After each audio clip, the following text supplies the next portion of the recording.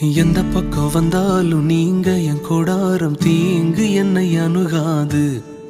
துர்ச்சன பிரவாகம் சூழ்ந்திட வந்தாலும் துளியும் என்னை நெருங்காது.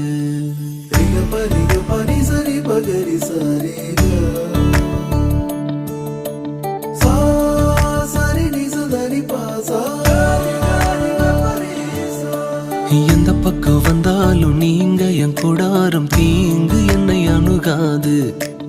துர்ச்சன பிரவாகம் சூழ்ந்திட நின்றாலும் துளியும் என்னை நெருங்காது. சிறு வெள்ளாட்டு கிடை போல் கிடந்தே